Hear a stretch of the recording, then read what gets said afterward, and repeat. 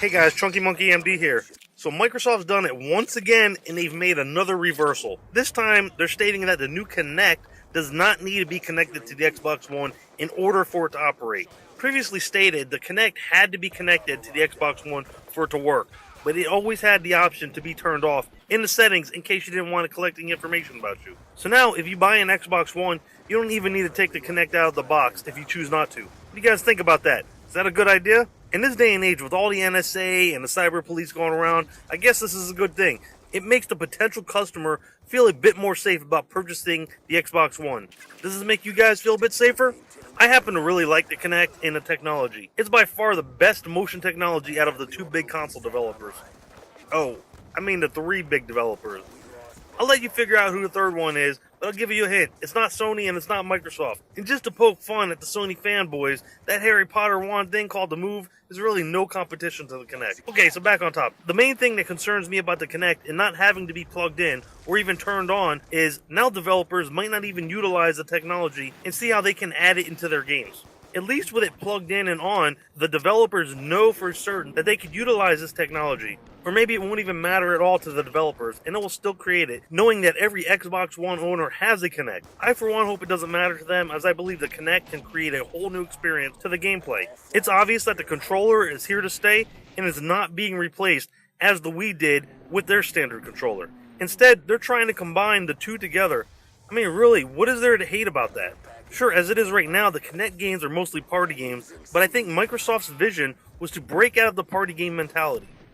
So since Microsoft is now folding to all the people bitching and complaining, they're actually cutting themselves short. I agree with them removing all the DRM and always online stuff, and now including a headset, but Microsoft does need to put their foot down.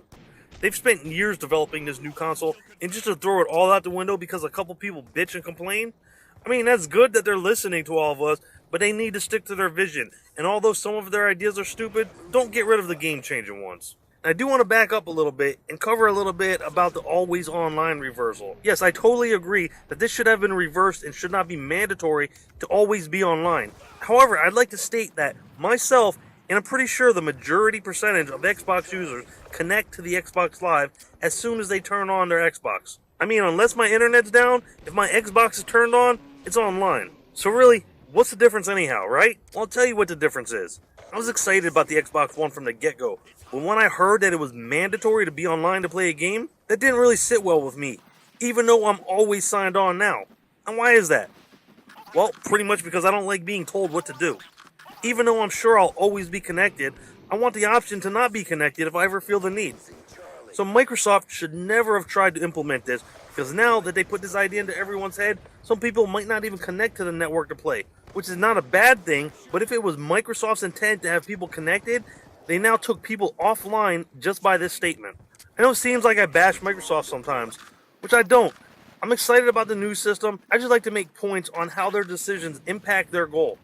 Like I said, I'm glad that they made a lot of the changes. I'd say the biggest being the DRM. If they just reversed the DRM alone, I would have been satisfied, because I did not pre-order my Xbox One until they reversed that. I honestly could have lived with the other stuff.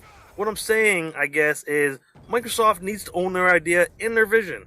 Their sales may slump in the beginning, but they will no doubt pick up. By their reversals, they have gained back a lot of people, but they put a bad taste in people's mouths, and a lot of people don't trust them now. Or they're pretty weary. I'm sure they'll straight up lose some of those people too, though. So now that Microsoft made all these reversals regarding the Xbox One, what's left? What else can they possibly reverse? Well, I see there's only one more thing that they could reverse, and that would be the $499 price point. I myself, I really have no problems with the price of the Xbox One.